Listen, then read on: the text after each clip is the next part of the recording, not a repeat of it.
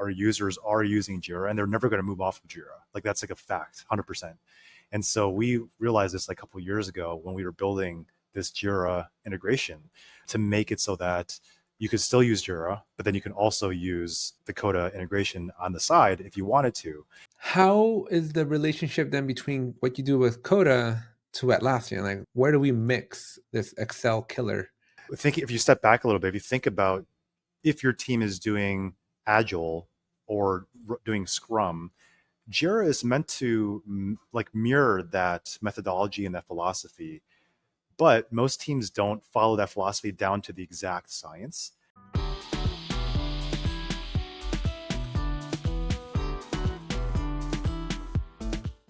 This video is sponsored by Resolutions Out of Office for Jira. Enjoy seamless out-of-office integrations with Slack, Outlook, Gmail, and Tempo Planner, ensuring everyone stays in the loop and no tasks get left behind. Hey everyone, welcome back to the Summer of Atlassian. Today I have Chen from Coda. We are going to be talking about a lot of cool stuff. Particularly, we're going to get to meet Al because Al had a very profound impact on my life, and not a lot of people do that. But Al, you did exactly what I wish I would have the guts to do. So I want Oh to talk yeah. about that. Okay, let's do it. First, why don't you tell us a little bit of who you are, and then we'll get into the story. Sure. My name is Chen, everyone. I have been a spreadsheet user for my entire professional life.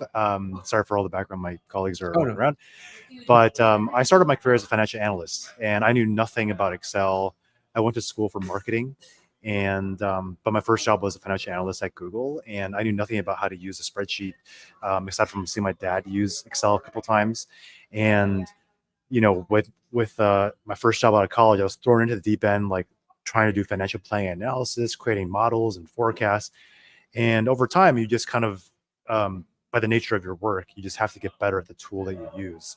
And so I got really, really good at using Excel, using the keyboard shortcuts. I even got into VBA to automate a lot of my work in Excel, and was doing that stuff for 5+ years at Google. And then after I left Google, I was doing Excel consulting. So helping my clients, my freelance clients, build financial models, dashboards, sales enablement tools, you name it, all using Excel and Google Sheets. I also got really plugged into the Excel community. There's a big community of Excel nerds, just like there's a big community of Jira users. And I got really plugged into that community. We don't mind nerds as well. Okay, yeah. And there's probably some crossover there too. And a lot of content creators as well, as you probably know, in the Excel community. And I started creating content too. I was writing blog posts, creating tutorials about how to do formulas in Excel and Google Sheets. And that was kind of my jam for a couple of years. I also did my own startup in the marketing space with my co-founder. And then I kind of discovered Coda through a previous coworker at Google. He left Google to work on this with our CEO. And at first I thought the product was complete crap. I was like, there's no way this can ever supplant Excel or Google Sheets. And then over time, the product got better and better, started using it more. And I knew it was something serious when I was starting to recommend it to some of my clients as an alternative to using Excel and Google Sheets, because there's certain things that just Excel and Google Sheets are not meant for. And so 6+ years ago, I joined Coda as a solutions architect, and I'm still here doing the same thing. And I love it. So that's awesome. Yeah, when you love it, it's awesome. So Coda, right? First of all, you saying Google and Microsoft Excel in the same sentence is very weird to me. Yes, it's weird for a lot of people, but I don't discriminate against. You don't discriminate. I can officially say I was Google employee for like a whole whooping like hour. Oh yeah, okay. Did you have a temporary badge or? I got a good job at Google in 2022, and then I accepted it, and I got the welcome letter, and I got my employee email and all that stuff. Ordered my laptop, my phone, and then I couldn't sleep for the whole weekend. And so on Monday, I rejected it. I was like, "This isn't for me." Oh wow, okay. Yeah, I never even got orientation or anything. I was just like, it didn't feel right. I accepted Friday, and then on Monday, I was like, nope, sorry, just not gonna work out. It was a weird thing because it was a dream job. Like I'm a computer engineer, computer science major, so like Google's like the mecca for a software engineer, especially my generation growing up in like I started college in 2007, right? So like peak like Google was like where you wanted to be at, and I worked my whole butt off for it, and I got it for like a whole 3 days. That's so funny because I graduated in 2007, and Google wasn't actually that well known back then. It was just like a search engine, but no one knew about the company Right. itself. All Unless you my were like in that tech scene, right? Like unless you were a right, software engineer, right? It was such a niche thing. Yeah. yeah, and I joined as a financial analyst because at the time Google was just spending money left and right, and they wanted some more controls over like, hey, we should probably stop spending like $10 million in parties. And so this new finance organization You was were the beginning of the end of all the perks. I was the beginning of like crashing the party basically at Google, to put some more like rigor around how they were spending money. It's And funny. It's funny you bring that up because I worked in defense my entire career. I was like mhm. big military contractors, like Boeing's, Northrop's, and stuff like that, where structure rigor exists. Like it dictates, right? It Oh mandates sure, the yeah. operating procedure, right? Like talk about Excel nerds. Like I think they are all born in a defense contractor. Right? Yeah. Like I have witnessed using the big old giant plotter printers for like CAD drawings for Excel sheets, Oh yes. but Excel Oh wow. tables in a plotter, Okay. like filling up an entire conference room. So yeah, so I can definitely empathize with like the whole like Excel love, right? Because I grew up with it my entire career. And then one day I was like, you know what? I learned so much, but I can't do anything in this company because Hmm. it's 100,000 people. And like, if you have a cool original idea, they're like, nobody cares, dude. Cool story, bro. Right? It's like that's all it was. Yeah. I was like, let me go to a little startup. Let's see what's up over there. And I walked into the startup, and holy moly, like no rules, chaos is all I could describe it as. And I Right. imagine that's what Google would have been like in the early days. It was just like anything goes. I'm like, how do you operate like this? Yeah, I mean, I when I joined in 2007, it was still I was I think a relatively mature like company. I mean, there's still like Right, because 40 it started what, 50,000. 04 publicly, I think, officially in 04. So it Yeah, would have yeah. been a And then very originally it was like 1999 when it was yeah, just yeah. started. But by the time like they finally, decided to Yeah, really do it, it's like 04 or 5 time frame where they're like maturing enough to like mainstream media knowing about them. yeah. I mean, the But point how is was like it though? yeah. So I why'd mean, you it leave? was I mean, it was great. I mean, it's also a dream job. I mean, I think the point I was trying to make was all my classmates were going into finance, consulting, and then when they would visit me in Mountain View and they were like, oh my God, there's free food. People can wear whatever they want. There's like after work activities. That's when they realized, oh, maybe like working in a investment bank is not the The best thing for job. me, yeah. Right, right. So they started realizing tech is kind of this new place where you could get a job. And I think for me, I think a lot of people probably at Google face this as well. Is like I could have worked there for my entire career and like just felt comfortable and never feeling challenged and just kind of cruising to a certain extent. And to your point, like you're also, I mean, it's a big company, it's a bureaucracy. So to get any Well, it idea is off the now. ground, It is now. even back then, like just trying to get an idea off the ground is like if there's so many. There's a funny joke that I've seen on like on Instagram and stuff. It's like if you want to like just kill your soul as like a user design or user experience like person or professional, like go to Google and like you'll spend like months trying to change the color of a button on like AdWords or something. And so you're basically like in like review meetings like that, trying to like change the color of a button or the text on something. Yeah. And so I think for me, I just want a different challenge, and I quit and just kind of like did some traveling, and then also just went to the startup world and just tried to, uh, So where you you know. where you based out of today?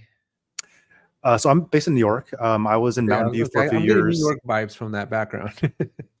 Yeah, we this is our relatively new office. But yeah, I've been in New York now since 2010 when I moved here back from the Bay Area. So it's been 14 plus years now. So you went from one expensive city to an even more expensive city. Well, back then, Bay Area was actually affordable when I was there from 2007, 2010. But New York is also like where all my friends and all my family are too. It's kind of, Hmm, yeah. that makes sense. So how is the relationship then between what you do with Coda to Atlassian? Like where do we mix this Excel killer with Atlassian? There's so many ways to approach that. So yes, I still create some content around Excel. I still have a blog where I blog about Excel data analytics separately outside of my work at Coda, and then I also create content for Coda as well. And then with with Atlassian, especially specifically with Jira, it's a very like symbiotic relationship because we like a lot of our users are using Jira and they're never going to move off of Jira. Like that's like a fact, 100%. And so we realized this like a couple of years ago when we were building this Jira integration, to make it so that you could still use Jira, but then you can also use the Coda integration on the side if you wanted to. But I think the mistake that I've seen some companies do is like, we want to replace your Jira, and I'm like, there's just no way that's going to happen. It's like trying to replace Excel within a bank, and I think for a Jira for like a product or software company, and so I think the number one rule is like, we know people are still going to use Jira, but then how can we tack on an integration so that's useful for other teams that are not Yeah. necessarily engineering and product, and so that's kind of how that integration came about. That's an interesting way of doing it, right? Because it's almost kind of like a mentality of like if you can't beat him, join him type of thing. Mhm. Because and you say it so powerfully, right? Like the biggest conversion that I'm usually trying to do is I'm trying to get somebody off of Excel and into Jira because they Yes. just love people. The amount of like love that people have for Excel just blows my mind. I mean, I could talk about that. I mean, I've been talking about that for years now. So we can go on and talk about Excel Oh, for like five absolutely. I hours. mean, this is anything goes show But, here. but I think one thing I wanted to bring up, I was thinking about this the other day.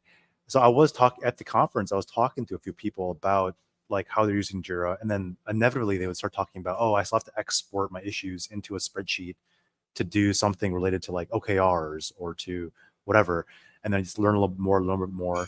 Yeah, because you And can't do a whole lot with Jira. Like you can extract the data and see it, but once you want to Mhm. do anything meaningful or insightful with it, like it's game over inside of Jira. Yeah, and I think I think if you step back a little bit, if you think about if your team is doing Agile or doing Scrum, Jira is meant to like mirror that methodology and that philosophy, but most teams don't follow that philosophy down to the exact science. And so I think the minute that your team, which is I think most teams, like start to have your own ways of doing things, your own culture, your own rituals about running a sprint or doing Scrum, that's when you're like, oh, okay, so Jira may not do everything I need because Jira is built a certain way for doing Scrum or Agile or whatever. So then you inevitably will move to a spreadsheet because that's the most customizable tool for running some process or workflow for your team and then playing with your data. And so I think, most companies don't work like 100% following the agile principles or doing scrum methodology. So therefore you have to eventually see your data in a spreadsheet, whether it's Google Sheets or Excel. Right. But when I look at Coda, though, in this whole conversation, the last couple of minutes here, I've been very Jira centric. But when I look at your tool, Jira doesn't jump out at me, right? Mhm. I'm seeing Confluence. So, what are your thoughts or comparisons or analogies with where you see yourself against Confluence? Against Confluence, I would say they're pretty similar in terms of pages, sub pages, all that kind of stuff, putting content in there. The number one difference, and this is more from a functionality perspective, is the publish model. So we're more like a real time Google Doc where everyone Mm, can collaborate. And the minute you make a change, it's like kind of quote unquote publish, it's live, just like you have in a Google Doc or Google Sheet. Now with Confluence, it's kind of the old like 2000s edit then publish mode, kind of like when you're publishing it, like when you work in right. WordPress, for instance, you have to first It's edit, and then all the macros look different in edit mode, and then right. Yeah, they do. when you publish, they obviously look much nicer on the actual published page within Confluence. So some people love working that way. I think if you're coming from a world where you're used to staging your edits before you publish them, Confluence is great. But for teams that are moving a little faster and you don't want to have the separation between editors and people who can publish or things like that, that's when having a real time document like Coda might be more interesting. Um, I think the other issue, the other thing that why you don't see Jira right away is because the tables in Coda are actually what drew me to the product back in 2017. Now, the formula language is just as powerful, if not more powerful, than Google Sheets or Excel. So I'm like a huge formula person. I love writing a really long, kind of complicated formula that like does something really unique and interesting. And you can do some really interesting things with that our formula language, which I really like. And that's kind of a separate part of the product, which is like you have these tables that can relate to each other, and then you can write formulas to um, manipulate the data in a way that's like meaningful for you. Yeah, so it's definitely like a you're creating you're taking like the best of a bunch of different tools and creating like this power tool Yes, kind of, yeah. And one of my jobs is to build these templates that can show you the flexibility of of the these tool. Yeah, which tables. is a really hard job to do, I think, because knowing how the tool works is not enough. You really got to understand the intimacy of the tool at a deep, deep level and the business problem you're trying to solve with it. Right. Yeah, And how, I've built a ton of Excel and Google Sheets templates over the years, and they're so much easier to build because there's already a basic understanding of what like a a Google structure, Sheet the structure is. It cells in a spreadsheet. But with Coda templates, it's like a whole new surface. You have an empty doc, you have some a blank tables, canvas. right? So it's a little Yeah. harder to. So I mean, there's a lot of like onboarding and user experience things to think about, but the to your point, the problem is you're still trying to solve like a specific problem, and you want to be able to get the template to solve that problem as fast as possible for the end user. Yeah. And you kind of win with capabilities and pricing too, right? Because like as much as I love Confluence, like it's cool and all, but Atlassian just makes all these things so much more expensive now, right? So if you really want to start expanding the power um, of of the tool, like you need to start adding and making it more expensive, right? Like you need to go get plugins, you need to go get add-ons, and in order Yeah, to do basic things, you now need like 20 plugins.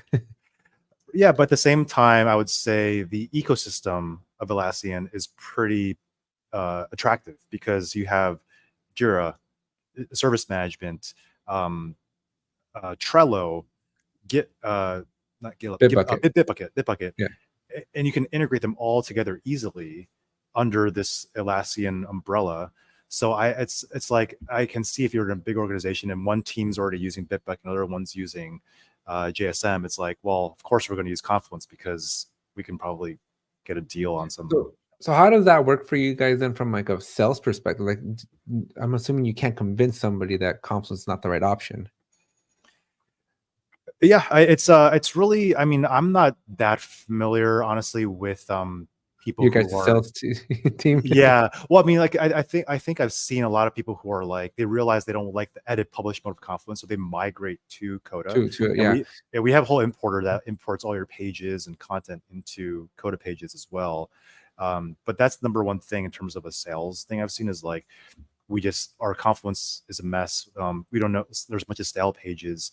Uh, people don't know how to like edit stuff sometimes, and then they just want to move to something a little more Yeah, modern. and Confluence also feels old, right? It just feels maybe archaic to me is the right word.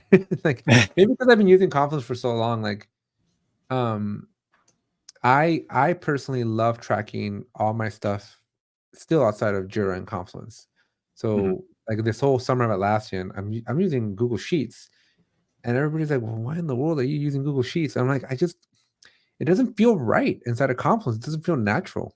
Like there's certain things that just it doesn't do still like that I want to intuitively do in there. Yeah, like the tables you can't really Yeah, easily sort. specifically a table. Sort. Yeah, yeah, Case in point. yeah. I think you can maybe you can embed a Google Sheet into But then again, it still Confluence. doesn't feel natural. It doesn't feel Right. organic, right? Like it's Yeah. I don't know. Like I've tried it. I tried so many different things, but it's just there's simplicity of just a table that just works. And to Atlassian's defense, they have gone tremendous. They have made tremendous strides to improve the table experience just in the last year. It is Mhm. getting better, but I still my heart still comes out back to just Yeah, it. and The they one announced thing I'll the never use though, for the record, yeah. numbers. I don't know what the heck Oh, Apple's thinking with numbers. Like I don't even know why numbers exist. that is a good question. I've never touched numbers once in my life. I've never been sent a numbers file in my life, so I Bless don't your even know what it soul. looks like. Yeah. Don't ever even open it up because it's like the worst. Apple makes a lot of great stuff. I don't know who, like maybe they send everybody that they just don't like at Apple to the numbers team. That's the only explanation. Yeah, it's like if you're like on a performance improvement plan, it's like here, go work on numbers, and eventually you'll just get sick of it and you'll quit. Yeah, all the pit people are on numbers. That I Yeah, mean, that's the only good logical explanation. So why did Apple have such a crappy product that just yeah, doesn't work? It doesn't do anything correct. yeah. And then everything else is like amazing within Right. Apple, right? Like except numbers. Except numbers. Yeah. Let's pivot a little bit to teams, right? So you're at Teams 24. First of all, was this your first team, Yeah. second teams? Well, how many teams have you been to? Oh, first teams ever. First teams. Yeah, How was first that? teams. I mean, it was. I was telling people not only was it my first teams, it was my first conference since before COVID. So I haven't Mm, basically gone to a conference since like I would say 2018 or something like that, or took me 2019, and it was just so weird being back in like a huge conference hall, talking to people, and just bumping into people all the time. And but other than that, like it was just a really big learning experience for me, and just talking to people and hearing about their experience with Jira and like talking to them a little bit about like what Coda is, and for me, I was also thinking about ways to like make myself stand out. So I don't know if you saw, but I was wearing this T-shirt that said, "I'm carrying this shirt over to the next sprint." right. Kind of Yeah, like I a saw that shirt. fun little thing. Where did you get that shirt from? So it's an interesting story. I was actually just thinking of a fun T-shirt, and then we have like a marketing team who like creates swag for us. And I was like, "Hey, what do you guys think? Can I make this shirt?"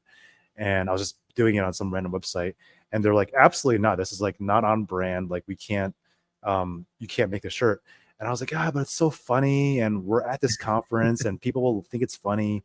And they're like, so the head of marketing was like, "Okay, I'm just gonna pretend like I didn't hear you. I'm just pretend like I didn't see this design. So we'll just go like that." And so I ended up printing like one or two shirts because me and my colleague were both there, and people freaking loved it. They would like stop me in the middle of the conference and be like, "Oh, I get it. It's so funny." And so I actually ended up sending some people the shirt because they liked it so much, and I just printed a few more.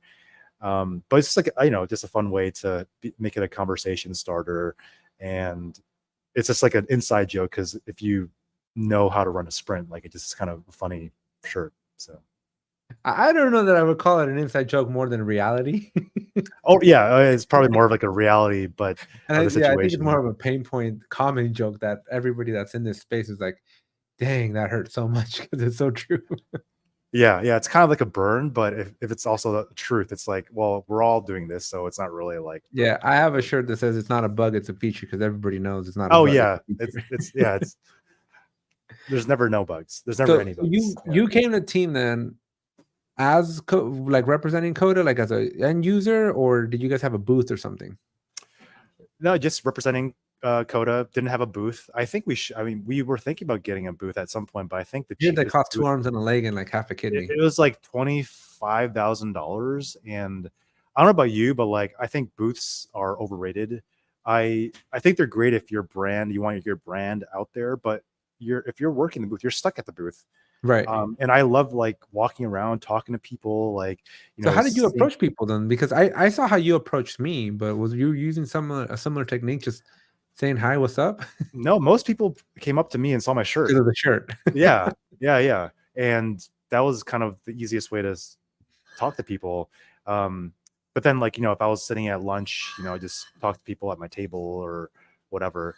But for the most part, it was just the shirt, and I think that was like my whole point. Like I wanted to have a fun, like I want to have fun swag because like every conference I've gone to, you get like notebooks and pens and socks and whatever. It's like, how do you be different? And that's kind of where my like uh, Headspace. marketing hat Yeah. kind of went on. I put on my marketing hat a little bit there. So are you familiar with the content creators from Atlassian? I am. I met Megan at the conference. Is that her There's a name? lot The of one people. that You're run. gonna have to give me more details. She's the one that runs the content creator program. And I'm not familiar with any Megans in from that side. Okay, There's a Lauren. Lauren. Sorry, apologize, Lauren. Yeah, but I met her, and so she told me a little bit about the content creators program. Yes. Yeah, because like so we're kind of like a small. I'll give you a little bit of the history, right? So I guess a year ago, Team 23, Hmm. the Jira guy, I'm sure you're familiar with the Jira guy, right? He's my Yep. partner in crime Hmm. with the Jira life, and he's like, "Hey, Alex, good news and bad news." I'm like, "What? What's going on?" And he's like, the good news is Atlassian's creating this thing called the Content Creators Program, where it's going to be focusing on folks that are creating content around the Atlassian ecosystem. I'm like, well, that sounds great. I don't know if you know, but I kind of have a channel where I make content I around the create Atlassian I create some ecosystem. content here and there. Yeah. Yeah, I might have a few subscribers. And so he's like, well, that's what the bad news is. You have to be a community leader to qualify. Oh, And Atlassian for the longest time would not let me in to be a community leader because why? I don't lead a community, Okay.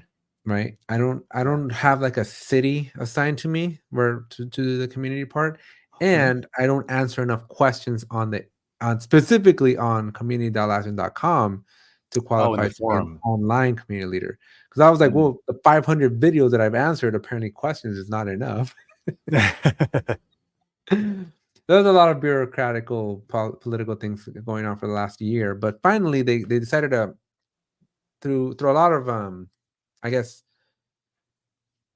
what do you call it when you do the politics and you're trying to like convince your politicians to do things for you? Lobbying. Through a lot of Lobbying. lobbying. Through a lot of lobbying, the Jura guy and a couple of other people that were community leaders and content creators, they're like this. It just doesn't make sense that Alex is not in here. So Mhm. they finally like opened it up to non-community leaders. Oh, And great. they're like, okay, so you just if you're making content within the Atlassian ecosystem, then there's like a path for you now. Right. And so I got in on that first path around September, maybe end of September of 23. So this would have been like 6 months after it was announced.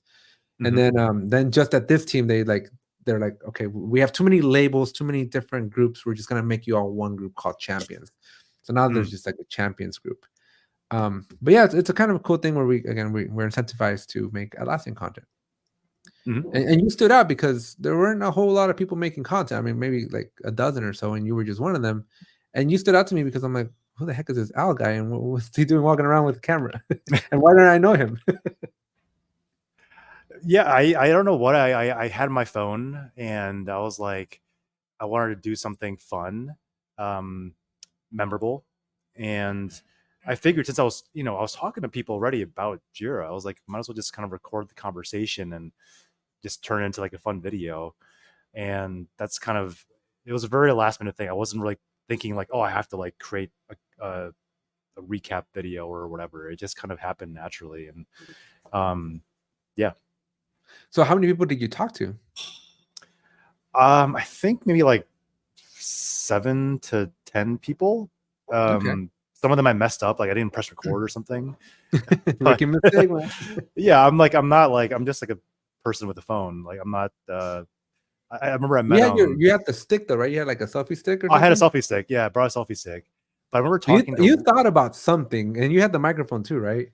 Well, I always have my selfie stick with like in I always have like my equipment like in my travel bag in my like a carry on. Just in So case you want to talk to random just in people. case, yeah. Well, because like I also like sometimes I create Coda content where it's like me recording myself and then like I'll switch to like my screen. So that's why I always have like You're my just ready to go at a moment's notice. ready to go. Yeah, and so that's when I was like, oh, I have my equipment. Might as well like try to make use of it or something like that. And I was thinking like I should probably like do a recap video of my personal experience just for my company, just to like show, hey, here I was at this conference in Vegas, first time going to this conference, and here's like what I saw and here's what I learned.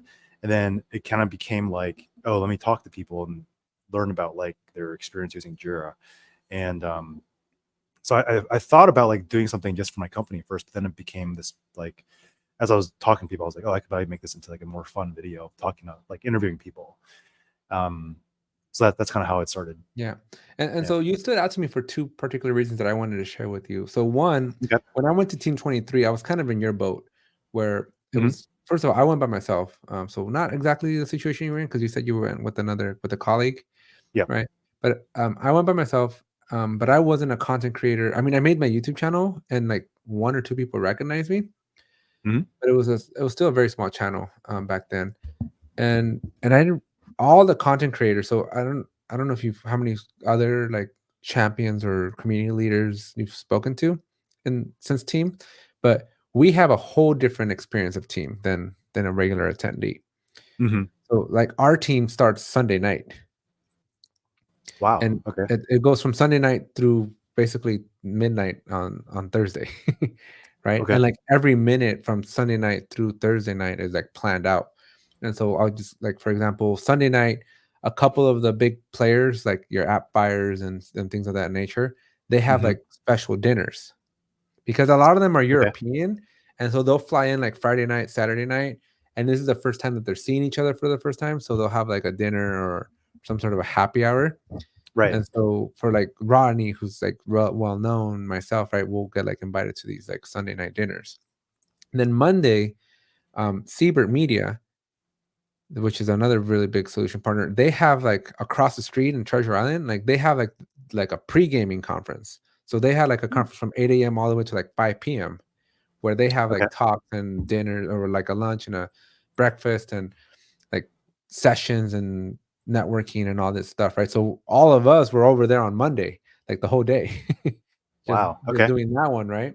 And then Monday night, we had like a welcome reception through the Atlassian Creators Program. So well, all the champions and the content and the community leaders. So we all had like a little dinner where we got to see each other again, not for the first time physically, because we weren't really set up like it's Teams is really the only chance we get to see each other.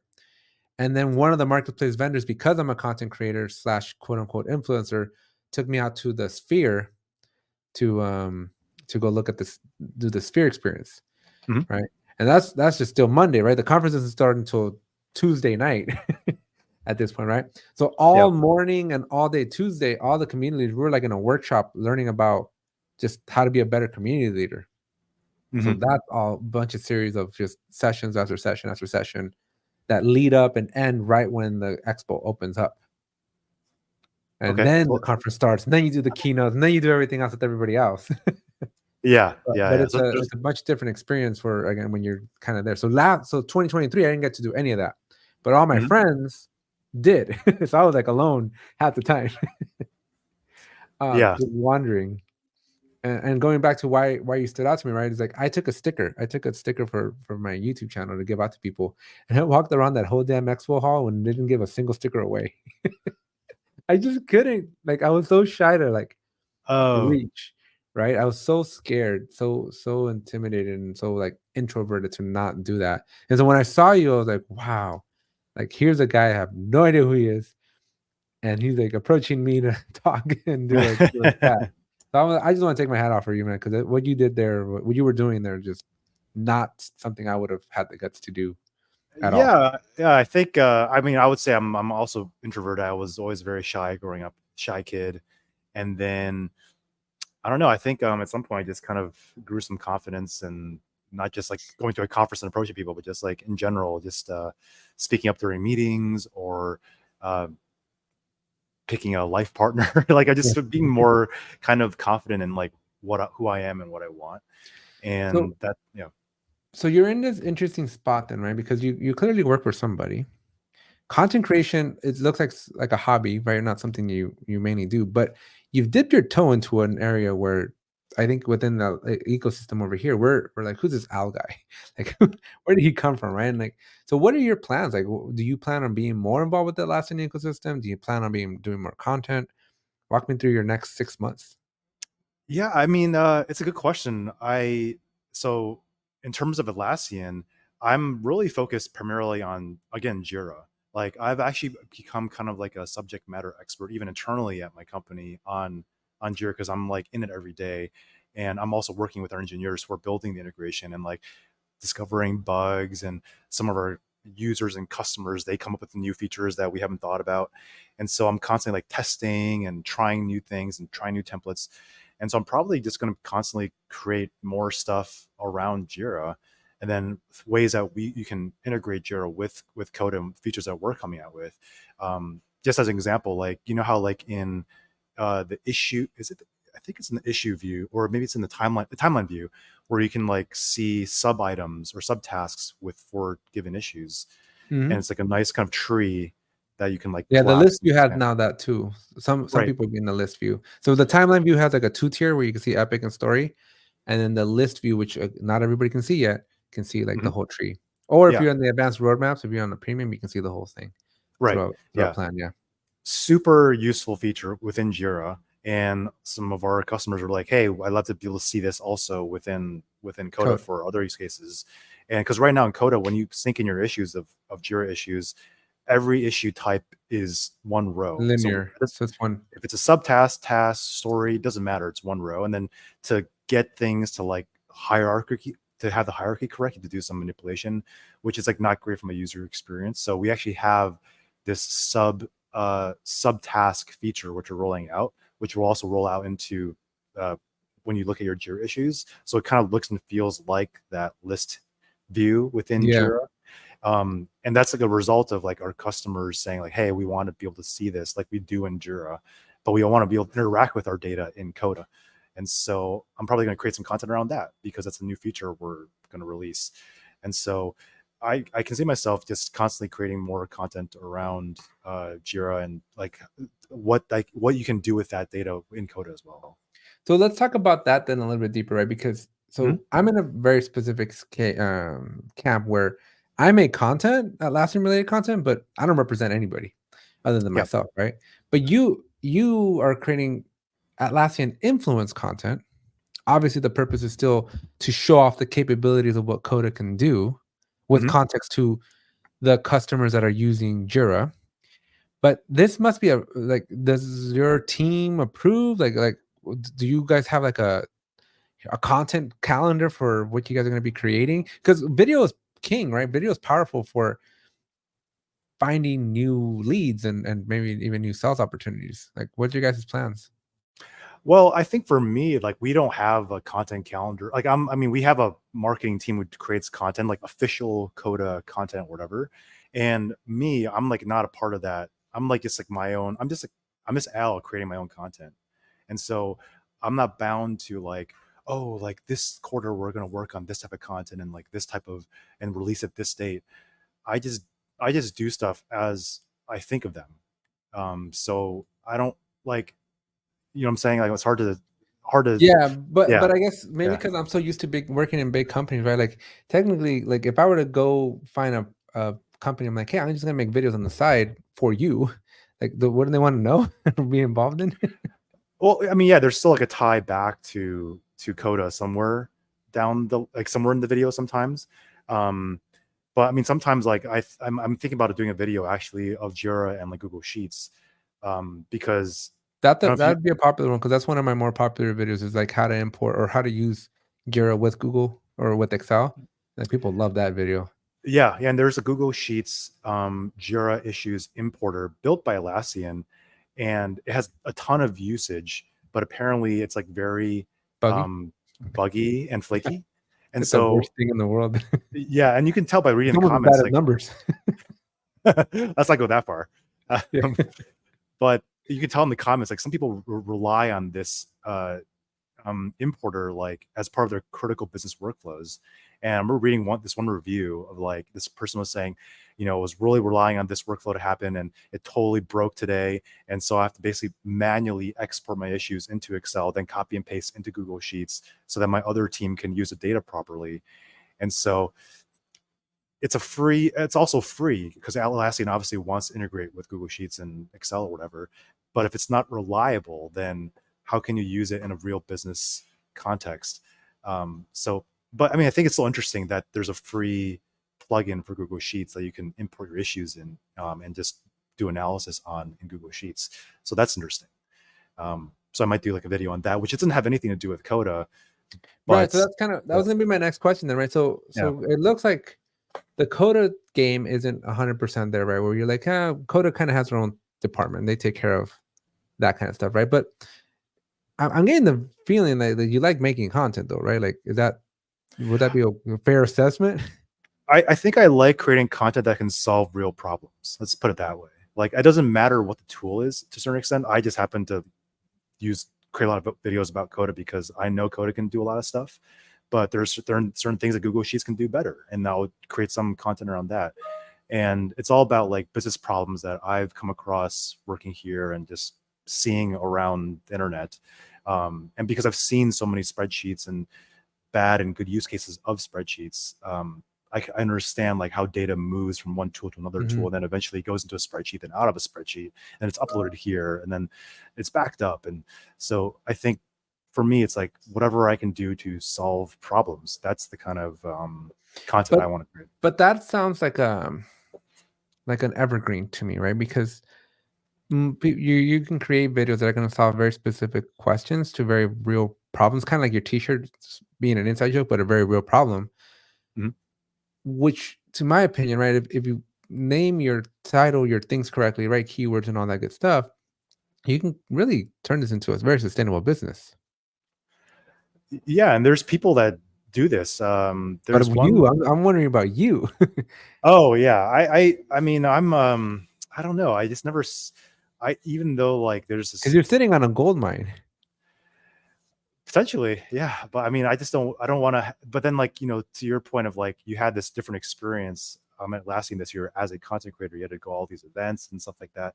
I don't want to have that moniker of like being like, oh, I'm an official creator who has to do these things and crank out content like every single week You just to. want to do it because it's fun. You don't want I it to just turn want. into work where then it Yeah, might not be fun. the minute that you have to like crank out stuff on a schedule, it's not fun anymore, and it's not as natural to me.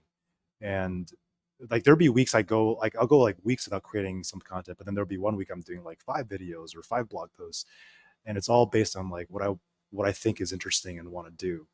It's So interesting you say that. I moved recently in at the beginning of the year, and due to that, all my equipment and my background and everything was in high, like just not happening, right? So I probably published I I at a minimum published 3 videos a week on my mhm. main channel. And I think I went to like 3 videos that month that I moved. Well, because you can have your gear. Yeah, I didn't have anything, right? And but that month that I moved, I think I saw the biggest growth on my channel. Oh, because whatever you talked about in those videos probably Yeah, it was was. just it was weird. Like I gave my channel the least amount of attention and love, and it Mhm. reciprocated the highest amount of growth. And now that Right. I'm back on to like aggressively, I'm doing 5 videos a week right now. Wow. It's Yeah. back down to like normal. I'm like, maybe less is more. It's not even about less is more, but it's just more like I don't want to play that game of like, did I have to like publish like a reels or a YouTube You're starting short? to sound like Casey Neistat now. Oh, I don't know. I know who he is, but I don't really know what he like talks You about. haven't gone down to Broadway and checked them out? Where are you? Where in New York are you? Our office is actually on 27th and Broadway, so like Midtown So he's area. somewhere around there, no? I don't even know where his office is, Oh but man, if I was in New York City, the only thing I'd be looking up is Casey Neistat. I don't think you can just show up to his office and be like, "Hey, I want to hang out with you." Well, it's not that you show up into his office, right? He's like all over the place. 368 Broadway, New York, New York. 368 Let me Broadway. see what 368 Broadway is. Oh, that's I like don't know. downtown. That's in Chinatown. Is it okay? Way Yeah, farther down. Broadway must be a I'm more. long street. Yeah, yeah. It goes basically through all of Manhattan, so it's Ah. you can be anywhere on Broadway and be I've anywhere in never New been in New York. I'd like to go one day, but I think I'd be too scared. San Francisco scares the crap out of me, York. and I'm Well, like, I can't imagine New York. come by. I'll make sure you feel safe and What secure. do And you feel like? Where do you enjoy being more, New Yorkers or SF?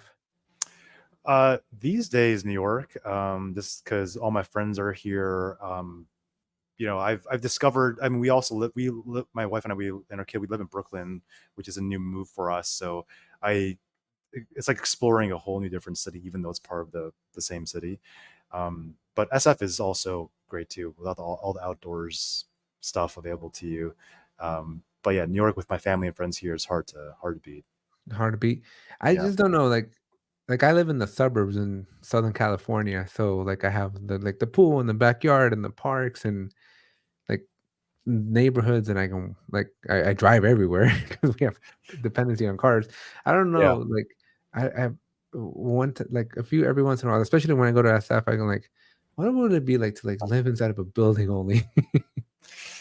yeah. Well, I also love biking. New York is a relatively good bikeable city, so I bike to work every day. I go over the Manhattan Bridge, and so I'm kind of like getting like a nice tour of Workout New in. York every day. Oh, yeah, it's also a nice little workout, but more importantly, like you're just seeing stuff versus if you think about traveling in New York, you're like thinking of like a dirty subway, you're in a car packed with people, and you're just seeing like, It you doesn't know, have to be that way. it doesn't have to be that way. You can Because just Casey get, just rides his boosted board all over New York City or running or biking. and So that's the yeah, way to see New York is just seeing, riding the bike up and down, Broadway or First Avenue, and you can see all the sights, and it's like a really calming experience versus being in a subway car during rush hour, which is like the do, worst do you experience. ever do you ever get inspirations for like a feature video while riding your bike to work?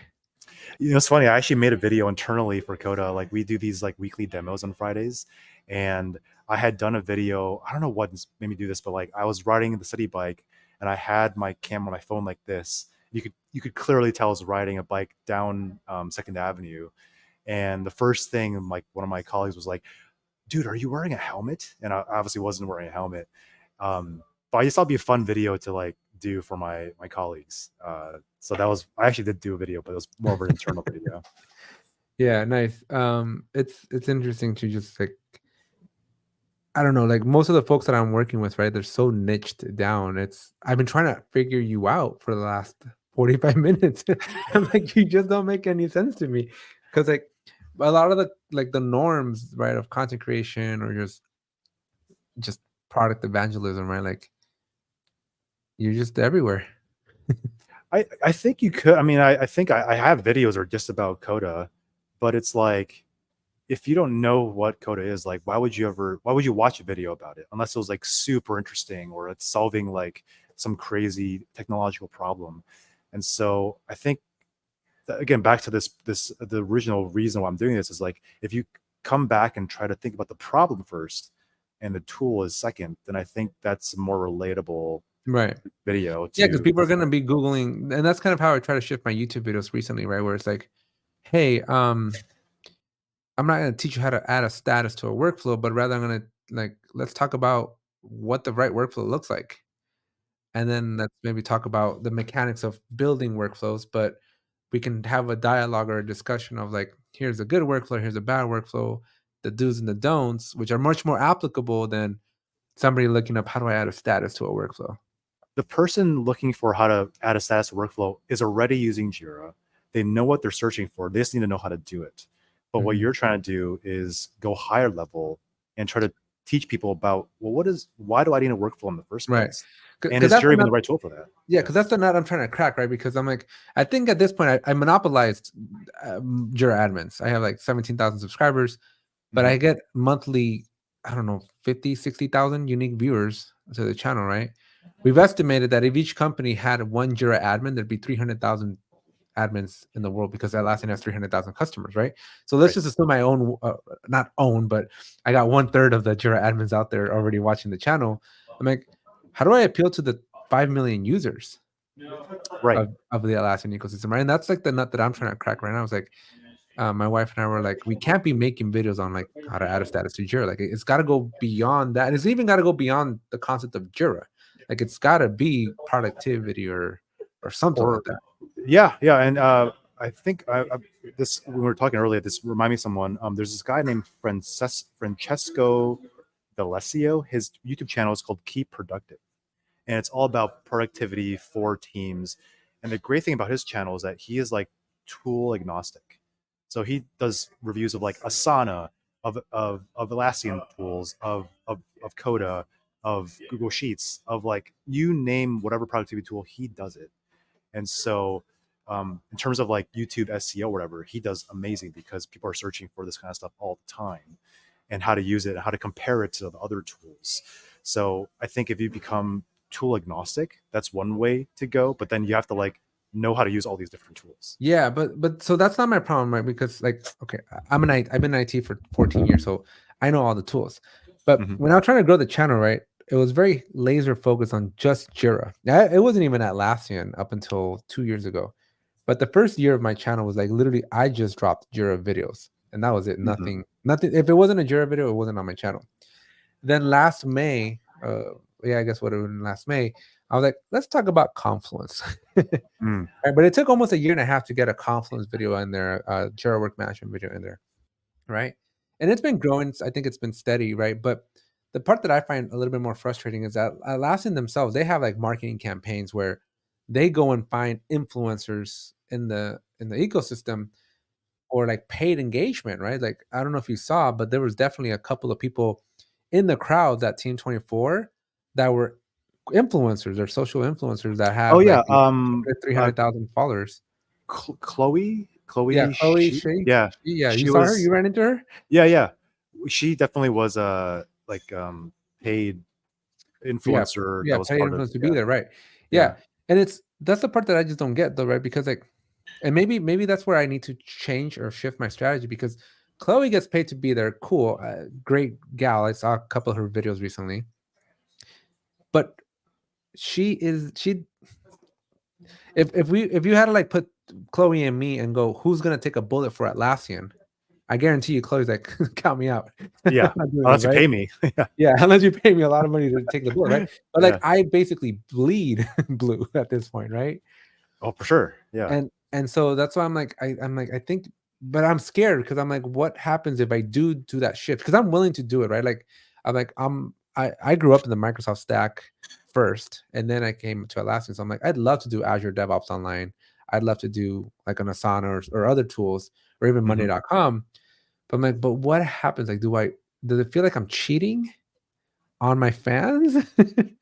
Or does it mean I'm gonna get a new so I'm still trying to figure out like what do I want to do with this channel? yeah. That, I mean, that comes down to what you want, because you've clearly identified yourself as the Jira expert, and so if you rebrand to something more broad, sure, you might lose some fans here and there, or subscribers. But I think the important thing is, like, if I'm subscribed to you, I'm following you for Jira, and you all of a sudden decide to start doing Azure DevOps, in my mind, I'd be thinking, wait a minute, I know Alex does Jira stuff, but like, what is so interesting? Why is he so interested in Azure DevOps? I want to listen to this. Okay, So I think the fact a that you good have, perspective. I think the fact that you have, I wouldn't think of it as like, oh, because I started doing Cheating. or cheating. I wouldn't see that as that. I would see as more like, okay, maybe some people might only come to you for Jira stuff. So if you start doing Azure stuff, they might unsubscribe. But I think more, you'll probably be more surprised at people will probably be like, there must be something interesting about Azure DevOps or Monday or whatever that Yeah, because he finds interesting. it's an interesting thought experiment that I've been wanting to do, right? Because when I look at like Agile from a peer perspective, I've always been of the belief that Microsoft's tool does it better than Jira. Because Jira Mhm. gives you a lot of rules. They have too many Atlassian isms to make Agile happen. And it doesn't work the way the paper of how to use Agile works or does it. So Mhm. I've, I might do it though. I think you might be convincing me that it might be worth like people might just be curious because the other angle that I was trying to think of was I'm a huge fan of Mr. Beast. I I Okay. I Yeah. study Mr. Beast quite a bit, right? But obviously he's in the entertainment business, and you might be going, well, what the hell does Mr. Beast have to do with Jira, right? Yeah. But Mr. Beast has a very interesting problem. He is not just Mr. Beast, right? Like, he has Feastables and he has Mr. Beast Philanthropy, and Yep. he had the burger joint that he got rid of, and hmm he's got such an empire that he's building, but it's still only Mr. Beast. And at the end of the day, you have a bunch of 20-year-olds, 20, 21, 22-year-olds running these multi-million dollar businesses. They have clearly stated that they do not want old, like they try to hire an executive from Disney, and what didn't you can't get a 50-year-old in a 20-year-old's company and expect it to run and keep the culture. So they're like, we're Right. not doing that. We don't want adults in the room, right? Yep.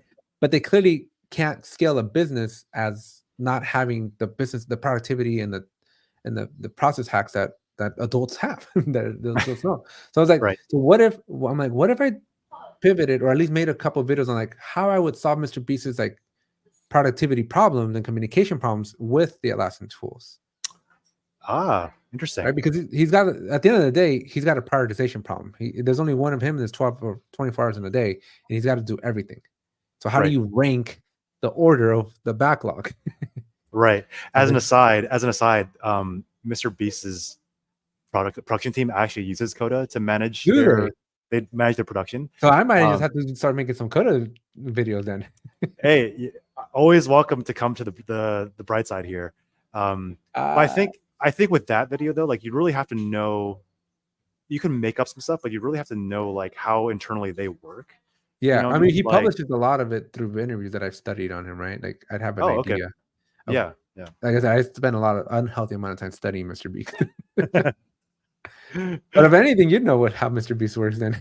But, that's interesting, like, and then again, that's kind of where, like, Notion, Atlassian might not even be the right tool, right? It might be like a Notion, it might be like a Coda, it might be something else. But it's appealing to a broader group of people, maybe content creators are like, "Where how do I organize this mess?" And maybe it's Jira, maybe it's something else, but at the end of the day, like, I'm trying to appeal to, like, productivity. That's kind of where I'm trying to pivot to. Right. Yeah. And I think what you're trying to, correct me if I'm wrong. I think what you're trying to say is, um, you don't necessarily care what tool is used to solve the problem. It's like, as long as the employee or whoever feels productive, then Yeah, that's, I yeah. think if I wanna get to, like, Chloe's level, I can't care about the tool. And it's evident that Atlassian doesn't really care about the tool because they care about the number of growth of your audience as opposed to how true are you to the brand. That's a really good way of putting it. I think, because I think the people who are true to the brand, like yourself, and we see this in our own Coda community, like, they're great for educating people within the community But at itself. some point, you saturate it. Yeah, but at some point, everyone knows who you are within that community, within that product. But what about the millions and billions of people elsewhere? Those are the people that you have no idea this product or community exists. So I think that's kind of your next, Yeah, perhaps. that's definitely Mountain what's climb. on my horizon, so Yeah, stay tuned. yeah. And, Well, always happy to talk more about this because, yeah, this was as you good. can tell, I needed this yeah. this was more therapy for me than it was probably for you. Hey, this is what the summer of Atlassian is all about, right? Yeah. And with that said, we are basically out of time. So Al, thank you so much for coming on and participating in this. Appreciate you taking time out of your busy day to just spend an hour here with apparently my therapy session. Anytime, Alex. Thanks for having me, and yeah, we'll talk to you soon. Appreciate it. Hopefully I get to see you next year. Sounds good. Let me guess, your JSM agent recently went on vacation and now you have an ever growing stack of requests that are just waiting for somebody to take action, but nobody is assigned to those tickets. We'll stop suffering and start using out of office for JSM using the link in the description down below.